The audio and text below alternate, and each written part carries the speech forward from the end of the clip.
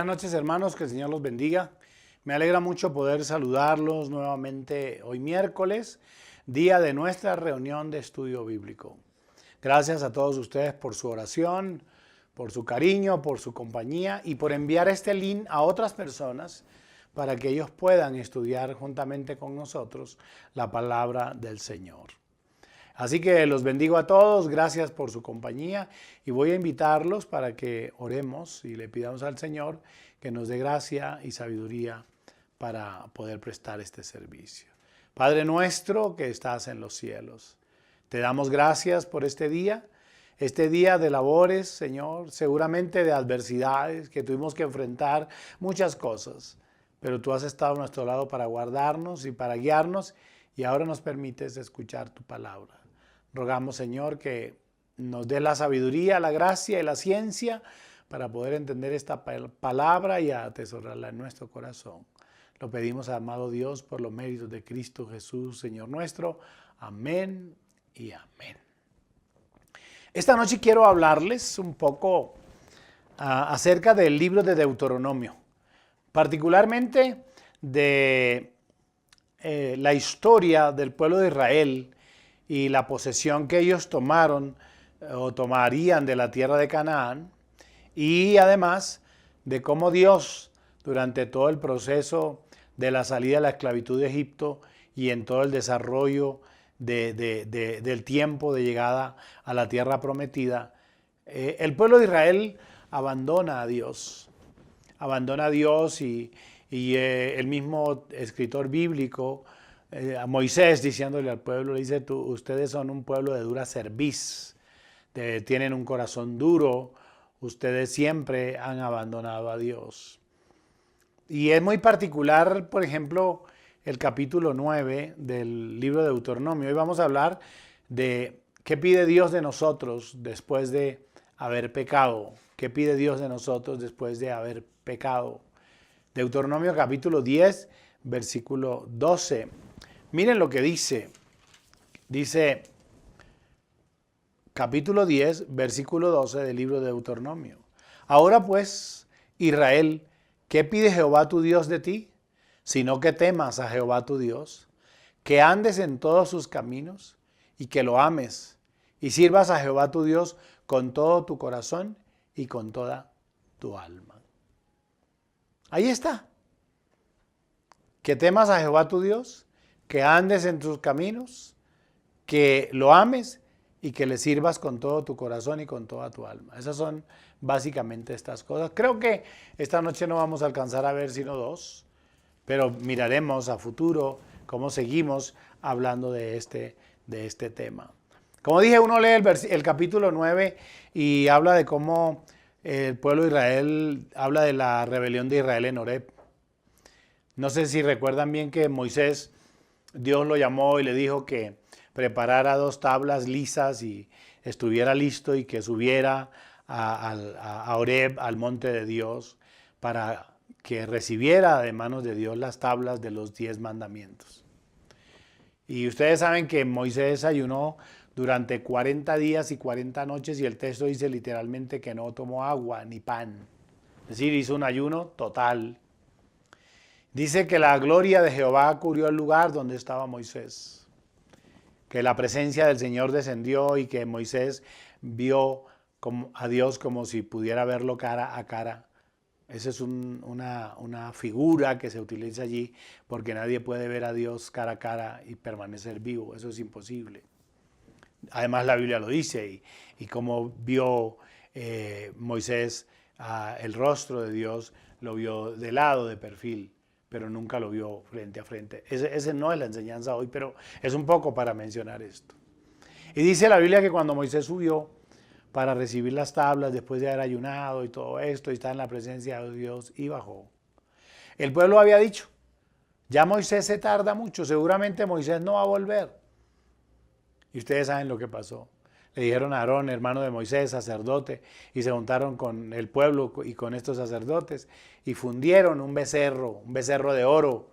Y cuando Moisés bajó de estar en la presencia de Dios llevándoles este mensaje, cuando los encontró estaban adorando a un becerro de oro. Oiga, qué cosa terrible. Esa tendencia desde los primeros textos de la Biblia, esa tendencia del hombre siempre hacia el mal, hacia rebelarse contra Dios, a atentar contra Dios, a no obedecer sus mandamientos, que no era del Antiguo Testamento ni de esta gente, es una cosa de nosotros también. Y olvidamos siempre que la Biblia dice que el que sabe hacer lo bueno y no lo hace, le es pecado. Y el pecado es errar al blanco, el pecado es fallarle a Dios. Y que cuando uno peca, cuando uno le falla a Dios, de lo único que uno es merecedor es de la muerte, del castigo eterno, del infierno. Y otra cosa importante, déjenme, yo digo esto, la Biblia dice que uno no puede tener por inmunda la sangre de Cristo. Es decir, usted no puede ir a la iglesia hoy y mañana entonces emborracharse, y mañana hacer, y mañana volver, y mañana hacer, y ya. No, eso es un juego el cual Dios no acepta. En este caso particular del pueblo de Israel, cuando Moisés vio esto, entonces tomó esas tablas, se llenó de ira. Moisés, que era un hombre de un carácter muy fuerte, y yo tendría que decir, aun cuando la Biblia dice que no hay un hombre más manso que Moisés, había que ver que Moisés tenía algunas manifestaciones de ira, no sé cómo podríamos analizar su carácter, pero cogió las tablas y les dio contra el suelo y las partió en todo. Y allí, entonces, Dios, que le había dicho, baja para que tú veas el pueblo, y entonces cuando Moisés encuentra esto, entonces ahora dice que Moisés tomó el becerro que habían hecho ellos, y lo fundió y lo quemó y dejó esto como si fuera polvo. También la Biblia habla de la manera como el pueblo de Israel se rebeló contra Dios, cómo permanentemente cuestionaban a Dios, cómo cuestionaban a Moisés. ¿Por qué nos trajiste a este desierto, a morir en un desierto?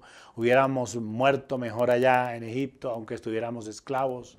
Otros decían, nos trajiste a este desierto a aguantar hambre y allá teníamos que trabajar y hacíamos todo esto, pero comíamos, etcétera, etcétera. ¿Saben ustedes que después que Moisés rompe esas tablas, Dios le da una oportunidad nuevamente? Porque la decisión de Dios era acabar con ese pueblo. Él dice a Moisés, no te preocupes. Yo voy a raer de sobre la faz de la tierra a este pueblo, es decir, a Israel. Dice, y te pondré sobre un pueblo más grande, más numeroso, más, digamos, más inteligente, más fuerte. Pero no, Moisés siempre habló con Dios y le dijo, no, Señor. Y la oración literal está en el capítulo 9, versículo 26, dice, y oré a Jehová diciendo, oh Señor Jehová, no destruyas a tu pueblo y a tu heredad que has redimido con tu grandeza, que sacaste de Egipto con tu mano poderosa. Y le dice, acuérdate de tus siervos Abraham, Isaac y Jacob, y no mires a la dureza de este pueblo, ni a su impiedad, ni a su pecado. Yo digo que aquí hay una forma como que Moisés trama a Dios y negocia con él, le dice, no sea que digan los de la tierra de donde los sacaste, por cuanto no pudo Jehová introducirlos a la tierra prometida, entonces, o porque los aborrecía, los sacó para matarlos en el desierto. Y ellos son tu pueblo, y tu heredad que sacaste con tu gran poder y con tu gran brazo extendido. Después que Moisés ora y ayuna todo este tiempo y habla con Dios, Dios renueva su misericordia. Dios renueva su misericordia y entonces ahí habla el capítulo 10 del pacto renovado. Entonces dice que volvió y descendió del monte y puso las tablas del arca. Ya Dios volvió y le entregó las tablas y las trajo. Y llegamos aquí al versículo 12. Pero antes dice, yo estuve en el monte como los primeros días, 40 días y 40 noches, y Jehová también me escuchó esta vez y no quiso destruir al pueblo de Israel. Y entonces Dios le dijo, anda y levántate, anda para que marches con el pueblo, para que entren y posean la tierra que juré a sus padres que les había de dar. Pero miren entonces, para llegar al versículo 12 del capítulo 10, lo que dice el Señor. Y Dios le dice a Moisés, diles lo siguiente al pueblo. Yo tengo exigencias para ellos, porque si ellos han pecado y ellos han fallado, yo he mantenido mi misericordia y mi bondad, ahora llegó el tiempo en que yo les exija. Dice, ahora pues Israel, ¿qué pide Jehová tu Dios? Sino que temas, que le tengas temor a Jehová tu Dios, que andes en todos sus caminos y que lo ames y sirvas a Jehová tu Dios con todo tu corazón y con toda tu alma. Como dije, el pueblo de Israel pecó contra Dios todo el tiempo. Dios les perdonó, porque el Dios que tenemos es un Dios perdonador y misericordioso. Pero además Dios les exige, les establece normas para bendecirlos y para prosperarlos. Porque el asunto es que Dios les perdona, pero además los bendice y los prospera, pero hace exigencias. Y eso es que vamos a compartir esta noche. El versículo 12, en la parte A, dice: ahora pues, Israel, ¿qué pide Jehová tu Dios de ti? Sino que temas a Jehová tu Dios, que temas. Y déjenme aclarar esto, porque generalmente confundimos la palabra temor. Y decimos, bueno, pero ¿cómo si Dios es de amor? ¿Por qué es que tenemos que tenerle temor o tener miedo? Cuando la Biblia habla del temor de Dios, el temor de Dios es reverencia, respeto y admiración que hay que tenerle a Dios, el creador de todas las cosas. Escuchen eso. No es el miedo, la angustia de miedo y de pavor que se tiene a una fiera, o que se tiene a un ser humano descontrolado, o que se tiene a la naturaleza en medio de una tempestad. Cuando el texto dice, habla del temor a Dios, está hablando de reverencia, está hablando de respeto, está hablando de admiración que hay que tenerle a Dios por el acto mismo de que Él sea el creador de todas las cosas. Y creo que en eso estamos identificados. Yo no puedo creer en ese Dios de amor al que hay que tenerle miedo permanentemente. Y miedo ¿a qué? Al castigo. Y a mí me preocupa mucho porque algunos predicadores o algunos maestros quieren hablarnos de un Dios de amor, pero nos habla solamente de un Dios de fuego consumidor, que está esperando que horas caemos para caernos encima. Cuando al contrario, la Biblia dice que nuevas son cada mañana las misericordias del Señor. El temor de Dios no es lo mismo que el miedo a un tirano o a un dictador. No es lo mismo. Nosotros a Dios no debemos temerle a su ira, a menos que temamos el castigo debido a nuestra mala conciencia, a nuestros malos comportamientos y a nuestro pecado. Eso es otra cosa totalmente distinta. Porque ahí sí debemos tener miedo. Y ahí sí podríamos aplicar el texto que Dios es amor, pero que también es fuego consumidor. Y que la Biblia dice que Él mantiene su misericordia, ha extendido su misericordia hasta nosotros, pero somos nosotros los que hemos llamado, los que hemos hecho que la ira de Dios se manifieste sobre el mundo. Cuando el escritor a los Romanos escribe en el capítulo 2, del versículo 5 hasta el versículo 9, nos dice una cosa muy interesante que tiene que ver precisamente con ese temor a un castigo, pero producto de nuestra mala conciencia. Y yo creo, y ustedes estarán de acuerdo o no conmigo, que una persona entre más mala, más pecado, más maldad tiene, esa persona le tiene más miedo a la muerte. Y corren y ellos están temerosos, hay un relámpago o hay una tempestad o hay cualquier cosa de este tipo y uno los ve correr y asustados, precisamente producto de que su misma conciencia los acusa. Escuchen lo que dice el escritor de la epístola a los Romanos. Pero por tu dureza y por tu corazón no arrepentido, atesorarás para ti mismo ira para el día de la ira y de la revelación del justo juicio de Dios, el cual pagará a cada uno conforme a sus obras, vida eterna a los que perseverando en bien hacer buscan gloria y honra e inmortalidad, pero ira y enojo a los que son contenciosos y no obedecen a la verdad, sino que obedecen a la injusticia, tribulación y angustia sobre todo ser humano que hace lo malo, el judío primeramente y también al griego. Escuche lo que el texto está diciendo. El texto yo creo que está muy claro aquí. Es decir, que habrá un juicio de Dios y que debemos temer a ese juicio de Dios, pero no es porque Dios sea un Dios tirano, sino por la dureza de nuestro corazón. Pero dice que en ese juicio de Dios hará vida eterna a los que perseveramos haciendo el bien, a los que buscamos la gloria, la honra y la inmortalidad. Pero dice que la ira y el enojo es para aquellos contenciosos, para aquellos que no obedecen a la verdad, sino que obedecen a la injusticia. Que esto será la tribulación y la angustia sobre todo ser humano que hace lo malo. Yo pienso que todos estos que sobornan, que roban, que hacen peculado, toda esta gente, para ellos va a ser terrible, para ellos va a ser terrible el día del juicio. Ellos ahora inicialmente se burlan y se ríen, llenos de dinero, maltratando al pobre, explotándolo, haciendo lo que ellos quieren, porque ellos tienen comprado jueces y tienen comprada la autoridad. Pero no se les olvide que llegará un día en que el juez justo vendrá para hacer justicia. Y ahí dice el texto que a cada cual le dará lo que le corresponde. Dice, pero gloria y honra y paz a todo el que hace lo bueno, al judío primeramente y también al griego. Esto es muy importante que lo tengamos. Y cuando estoy hablando de temerle a Dios, estoy hablando de reverenciarlo. Que acuérdense que esa fue la definición que di. El temor de Dios es reverenciar. La pregunta es cómo reverenciamos a Dios. Cuando uno busca qué es reverenciar y cómo se manifiesta la reverencia, entonces uno ve que dice por ahí, está escrito, que la reverencia es lo que nos enseñaron nosotros. Que íbamos a entrar a la iglesia y nos echábamos la señal de la Santa Cruz. O que pasábamos por el frente del cementerio, lo decíamos hace algunos días, y entonces la gente se persina. O cuando van a entrar a la iglesia se agachan, le hacen la venia al edificio. Le hacen la venia al edificio, pero no le hacen la venia a Dios. Se echan la señal de la Santa Cruz, pero escupen la cruz con su comportamiento, con su actitud y con su pecado. Si uno los ve, rezanderos con dos manos así y haciendo malabares y cosas, pero lo que dice el Señor, este pueblo de labios me honra, pero su corazón está lejos de mí.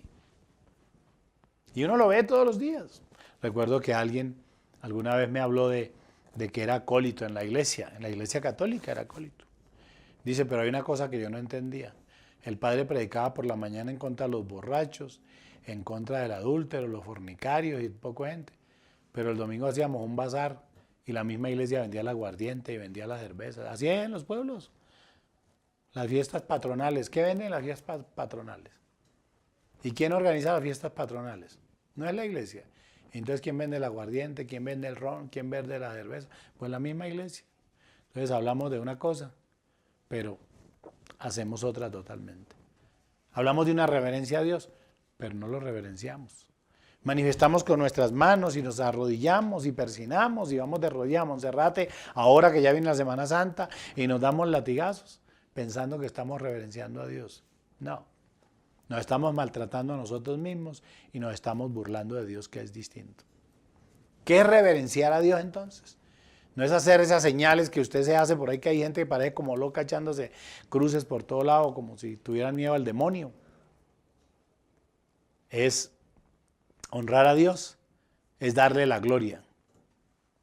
Reverenciar a Dios es honrarlo expresándole gratitud. Porque fuimos creados para adorarle. El profeta Isaías en el capítulo 43, versículo 7, nos enseña a nosotros claramente. El Señor dice, para gloria mía los he creado. Escuchen lo que dice. Todos los llamados de mi nombre, para gloria mía los he creado, los formé y los hice. Ahí está. Eso es lo que el texto bíblico dice. ¿Saben qué es honrar a Dios? Es expresarle gratitud. Darle gracias a Dios por todo y en toda circunstancia. Porque es que nuestra naturaleza se mueve en torno a que nos vaya bien, a que todo sea positivo, a que todo nos funcione. Y eso es un problema también cultural. Porque nosotros le enseñamos a nuestros hijos, ustedes van a ser triunfadores, ustedes van a salir adelante, siempre estamos hablando del positivismo y de salir adelante. O sea que los preparamos para triunfar y el día que no triunfa, se frustra. No le enseñamos a enfrentar la adversidad, no les enseñamos a decir van a encontrar dificultades, no va a ser difícil, habrán momentos en que van a perder. Habrán momentos en que el negocio les va a fracasar. Habrán momentos en que se va a afectar su salud. No les enseñamos a enfrentar las circunstancias adversas y difíciles y complicadas. Les enseñamos solamente a pensar en triunfar, en el éxito. Y ahí hay un tremendo problema. Porque tenemos que aprender a darle gracias a Dios por todo y en todo. A darle gracias a Dios por la escasez y por la abundancia. Así enseña la Biblia. Pero pastor, ¿cómo hago yo para darle gracias a Dios por la escasez? Claro, porque cuando alabas a Dios y le das gracias por la escasez, estás procesando la madurez de tu vida espiritual. Y la Biblia lo que ha prometido lo ha prometido. Dice, por ejemplo, dice, no he visto justo desamparado ni de su descendencia que mendigue pan. Proveernos el pan. Y el Padre nuestro dice que pidamos el pan diario. Dice, el pan diario, el pan nuestro de cada día, danos lo que hoy. No está diciendo el texto que pidamos el pan para guardarlo 3 o 4 o 5 meses o 6 meses. Eso no. Está diciendo, el pan nuestro de cada día, danoslo hoy. Y entonces tenemos que aprender que habrá momentos de abundancia y hay momentos de escasez. En el tiempo de la pandemia todos atravesamos por dificultades. Y si muchos tenían dinero, pues no tenían dónde comprar, ni estaban autorizados para comprar. Recuerden eso. Y entonces había que tener limitación y escasez. Darle gracias a Dios por la salvación. Por el agua, siempre lo he dicho. Nosotros pagamos el servicio del acueducto, el alcantarillado, la tubería, pero nosotros no pagamos el agua. Porque el agua ni siquiera la produce el gobierno, ni la produce el acueducto. El agua es producida por la naturaleza, dada por Dios. Ahí eso está muy claro. Piense lo que le estoy diciendo para que vea. Demos gracias a Dios por el pan, por el aire que respiramos que no lo producen las empresas. Producido por Dios. Solamente vayamos al Salmo 100, por ejemplo. ¿Se acuerdan del Salmo 100? Lo hemos leído muchas veces, es un salmo precioso. El Salmo número 100, en el versículo 1 que dice Angie. Cantad alegres a Dios, habitantes de toda la tierra. Escuche eso. Cantad alegres a Dios, habitantes de toda la tierra. Siga. Servid a Jehová con alegría, venid ante su presencia con regocijo. Reconoced que Jehová es Dios, Él nos hizo y no nosotros a nosotros mismos. Pueblo suyo somos y ovejas de su prado. Entrad por sus puertas con acción de gracias, por sus atrios con alabanza. Alabadle, bendecid su nombre. Oh, qué precioso eso. Dice que reconozca que Él es Dios, que Él nos hizo y no nosotros a nosotros mismos. Que somos pueblo suyo, que somos ovejas de su prado. Y siendo ovejas de su prado, Él es nuestro pastor y nada nos faltará, dice el mismo Salmo.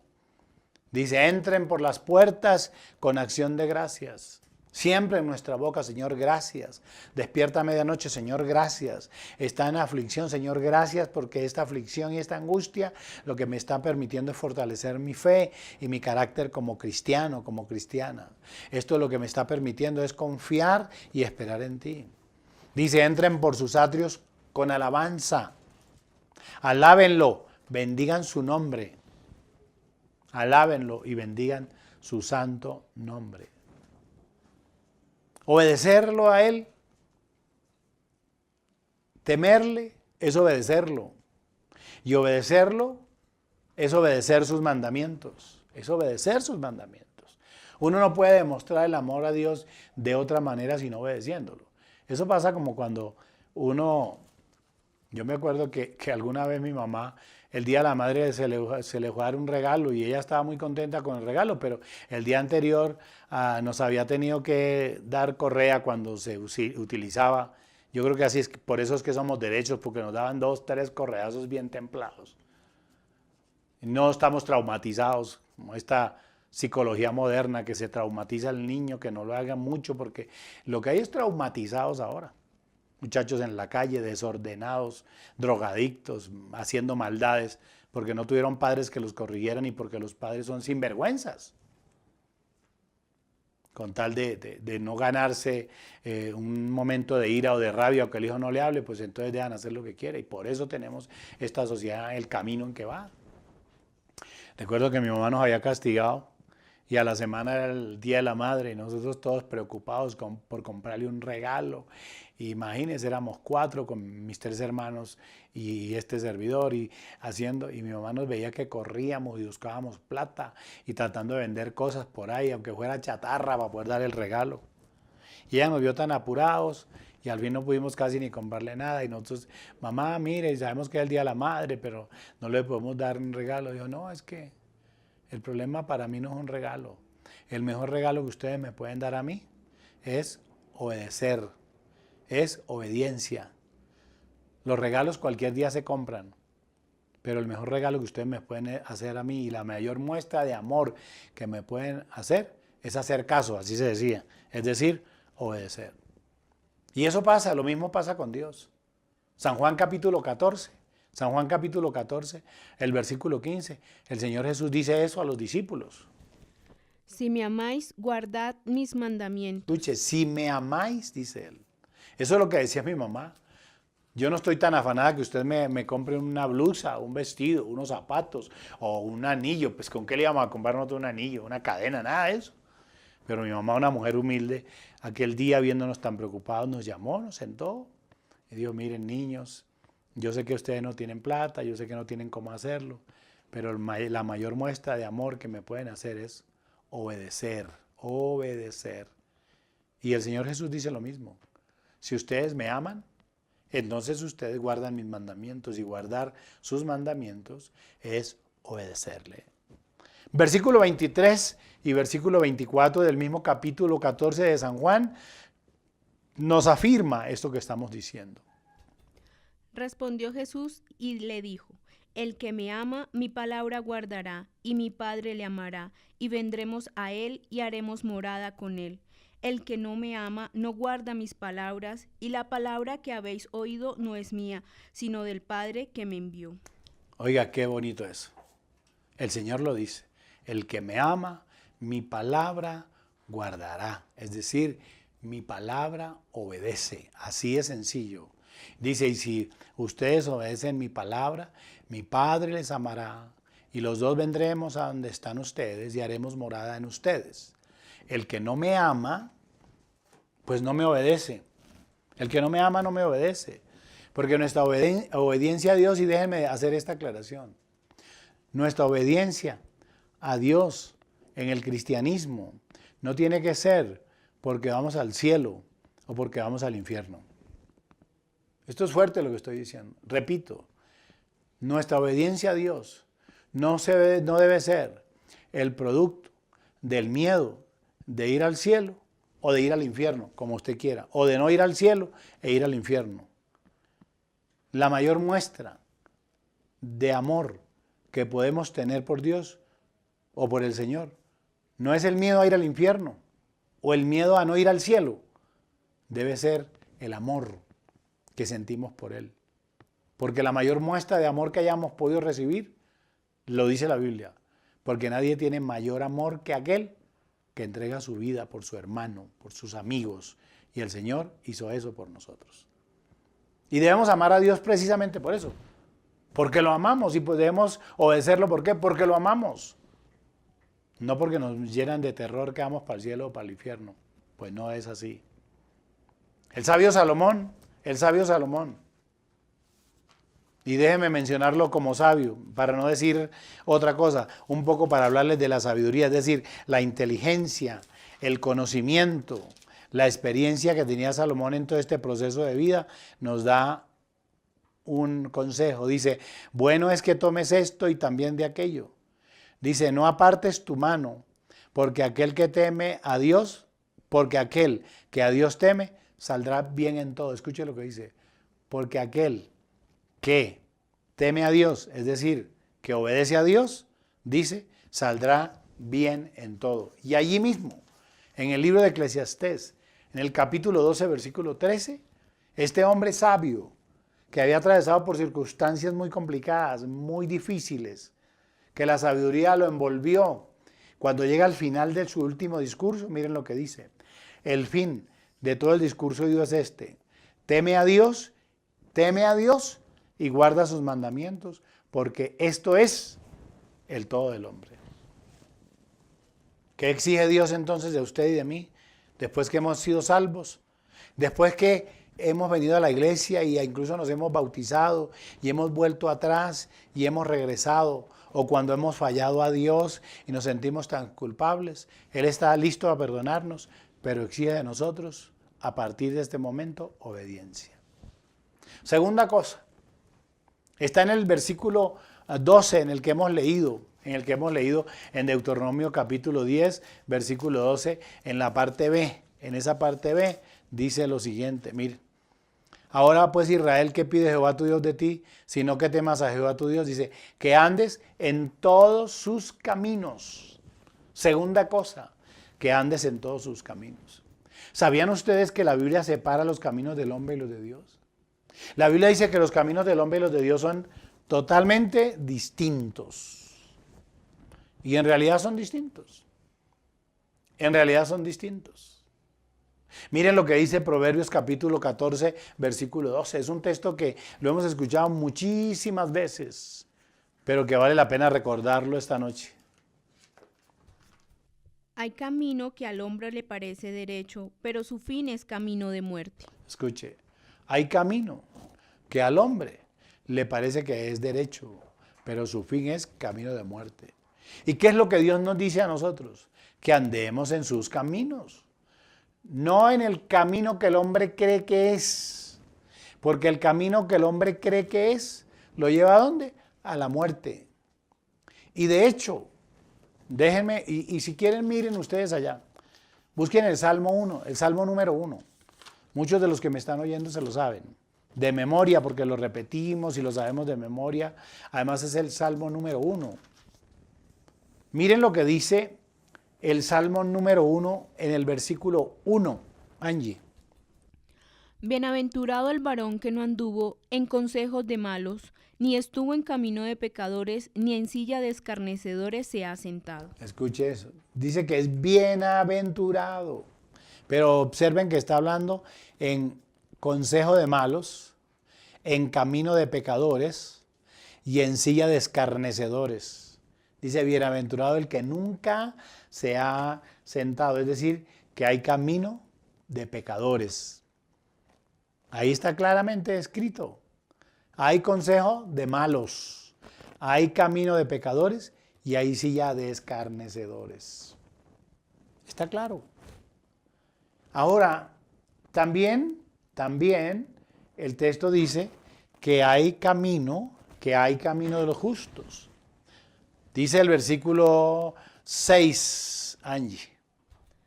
Porque Jehová conoce el camino de los justos, mas la senda de los malos perecerá.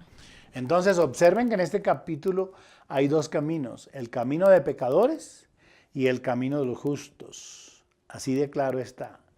Pero miren cuál es el camino entonces de los pecadores. ¿Cuál es el camino de los pecadores? Dice que el camino de pecadores dice, no así los malos. Tradúzcalo en, no así el camino de pecadores, o no los pecadores, o el camino de los pecadores, es como, dice el versículo 4, son como el tamo que arrebata el viento. Y ellos no se levantarán, los malos no se levantarán en el día del juicio, ni los pecadores en la congregación de los justos. ¿Saben por qué? Porque Jehová conoce el camino de los justos, mas la senda de los malos, ¿qué? Perecerá. ¿Sí escucha lo que dice? Hay una confrontación aquí. ¿Y cuál es el camino de los justos? ¿Cuál es el camino de los justos? Vea lo que dice el versículo 2 y 3. Sino que en la ley de Jehová, ese es el camino de los justos, sino que en la ley de Jehová está su delicia. Y en su ley medita de día y de noche. Dice que el camino del justo, vivirá de tal manera que será como un árbol plantado junto a corrientes de aguas, que da su fruto a su tiempo y que su hoja no cae. Y todo lo que hace, ¿qué? Prosperará. Creo que está claro en este salmo. Hay un camino de pecadores y hay un camino de justos. El camino de pecadores llevará a la perdición. El camino de justos, dice el texto, que será como árbol plantado junto a corrientes de aguas, que da su fruto en su tiempo y su hoja no cae y todo lo que hace, ¿qué? Prosperará. Yo creo que está claro para nosotros eso.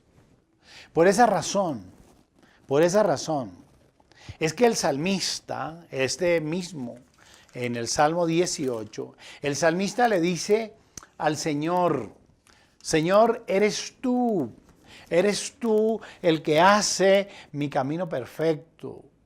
Ah, qué tremendo es esto. Salmo 18, 32. Vamos a leer el 31 y el 32, Angie. Porque ¿quién es Dios sino solo Jehová? ¿Y qué roca hay fuera de nuestro Dios? Dios es el que me ciñe de poder y quien hace perfecto mi camino. Escuche, Dios es el que hace perfecto nuestro camino. Dios es el que hace perfecto nuestro camino. Eso lo dice el salmista. Pero le pide al Señor que le enseñe. Le pide al Señor que le enseñe el camino por donde debe andar. Y bien dice la canción que ustedes conocen, los caminos de la vida no son como yo pensaba. El salmista sabía esto. El salmista lo sabía.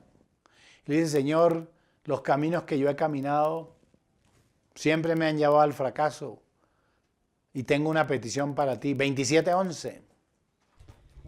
Enséñame, oh Jehová, tu camino y guíame por senda de rectitud a causa de mis enemigos. No me entregues a la voluntad de mis enemigos, le dice, porque se han levantado contra mí testigos falsos y los que respiran crueldad. Dice, hubiera yo desmayado si no creyere que veré la bondad de Jehová en la tierra de los vivientes. Él le dice, Señor, enséñame tu camino y guíame por senda de rectitud. ¿Y usted qué dice? ¿Usted está seguro que el camino por donde está andando es el camino recto? ¿Es el camino que lo lleva a la vida eterna? ¿Es el camino que le dará una vejez segura? ¿Es el camino que le garantizará poder llegar al final de sus días y decir, he cumplido? ¿O usted no sabe? ¿O usted lo sabe, pero a usted no le importa eso? Por ahora no le importa. Pero quiero recordarle que llegará un día en que usted tendrá que revisarlo. Y entonces volvemos al Salmo 1. No así los malos que son como el tamo que arrebata el viento y que no se levantarán en el día del juicio, porque, pues, ¿qué van a decir? Salmo 86, 11. Miren, dice, enséñame, oh Jehová, tu camino. Caminaré yo en tu verdad. Afirma mi corazón para que tema tu nombre. ¡Oh, qué bonito es! Yo creo que esto tiene que enseñarnos mucho a nosotros. Enséñame, oh Jehová, tu camino. Usted puede hacer esa oración y decirle esta noche al Señor, enséñame, oh Jehová, tu camino. Caminaré yo en tu verdad y afirma mi corazón para que tema tu nombre. Ha estado divagando entre el camino de la fe, seguir al Señor, ir al mundo, volver. Usted no sabe, dígale esta noche al Señor, afirma por favor mi camino y ayúdame, necesito tu ayuda para seguir en tu verdad. Es más, el Señor le dice, porque es lo que Dios nos dice esta noche en este Salmo, en el Salmo 32, en el 8 y 9. Escuchen lo que dice. Te haré entender y te enseñaré el camino en que debes andar. Sobre ti fijaré mis ojos. No seáis como el caballo o como el mulo sin entendimiento, que han de ser sujetados con cabestro y con freno, porque si no, no se acercan a ti. Oigan esto, qué tremendo. El salmista le está diciendo al Señor, muéstrame tu camino. Dice, muéstrame el camino, enséñame el camino por donde debo andar. Y el Señor le responde, te haré entender y te enseñaré el camino en que debes andar. Sobre ti que fijaré mis ojos. Y ya voy terminando por hoy. Luego, en el Salmo 37, versículos 5 y 6, el salmista nos da un consejo. Miren lo que dice. Encomienda a Jehová tu camino y confía en él, y él hará. Exhibirá tu justicia como la luz y tu derecho como el mediodía. Escuche eso. Este es el consejo que nos da el salmista. Encomienda a Jehová tu camino y confía en él. ¿Y él qué? Él hará. Si le entregas tu camino al Señor, Señor, voy por un camino equivocado, yo no sé. Ayúdame. estoy confundido, estoy confundida, no sé qué me está pasando. El salmista nos da este consejo: encomienda a Jehová tu camino y confía en Él y Él hará. Y si lo que estás pasando es por una tribulación, por una angustia, estás caminando por el valle de la sombra, de la muerte, de la angustia, de la dificultad, Él dice que le encomiendes al Señor tu camino, es decir, tu dificultad, tu lucha, tu aflicción. Y el versículo 6 dice, Él exhibirá tu justicia, es decir, Él te sacará luz, exhibirá tu justicia como la luz y tu derecho será como el mediodía. A mí me encanta eso. Y quiero dejarles esto grabado en el corazón. El proverbista Salomón, miren ustedes otra vez, Salomón hablando de esto porque él había desviado su camino. Cuando escribe el libro de los Proverbios, en el capítulo 3, el versículo 5 y versículo 6, escuchen lo que dice. Fíate de Jehová de todo tu corazón y no te apoyes en tu propia prudencia. Reconócelo en todos tus caminos y Él enderezará tus veredas. Escuche eso. Y el Salmo, ya déjenme, voy a leer los últimos textos para terminar. Hay una recomendación. El sabio Salomón nos dice a nosotros, instruye al niño, instruye a tus niños, al niño en su camino, y aun cuando fuere viejo, no se apartará de él. La importancia y el valor que tenemos los padres, los abuelos, en esta responsabilidad de guiar a nuestros hijos por el camino correcto, por el camino verdadero, pero él lo dice claramente, su camino está hablando del camino de Dios. Y el salmista, el profeta Isaías, en el capítulo 55, versículo 7, no olviden, dice, deje el impío su camino y el hombre inicuo sus pensamientos y vuelvas a Jehová, el cual tendrá de él misericordia, y al Dios nuestro, el cual será amplio en perdonar. Yo creo que esta noche Dios nos ha hablado. Tenemos una gran posibilidad de ser cambiados, transformados por el Señor. ¿Y qué es lo que Dios pide? Solamente que le temamos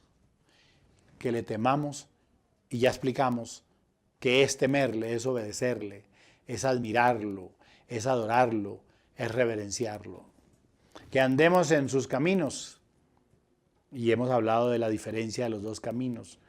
Y es como el salmista y luego Isaías nos habla de abandonar el camino equivocado que llevamos y volver al camino nuevo. Y restaurar nuestra vida en Él. Y no olvidemos, el Señor Jesús en San Juan capítulo 14, Él dice, Jesús dijo, yo soy el camino, yo soy la verdad y yo soy la vida. Y nadie viene al Padre sino por mí.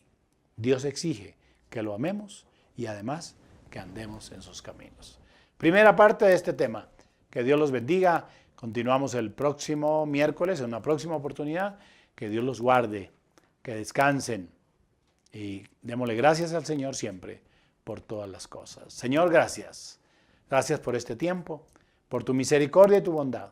Ayúdanos, Señor, para temerte, para honrarte, para obedecerte y ayúdanos para andar en tus caminos. Gracias, Padre, en el nombre de Jesús. Amén. ¿Quieres apoyar nuestro ministerio? Ahora puedes hacerlo a través de nuestras cuentas. Banco Caja Social, cuenta de ahorros 2414 04 00016.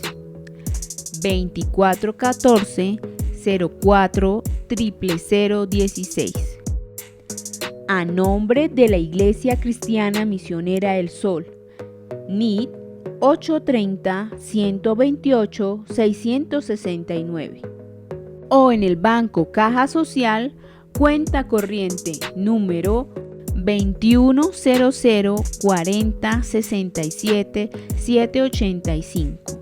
2100 40 67 785. A nombre de la ONG El Sol, NID 830-135-953. Más bienaventurado es dar que recibir. Hechos 20:35.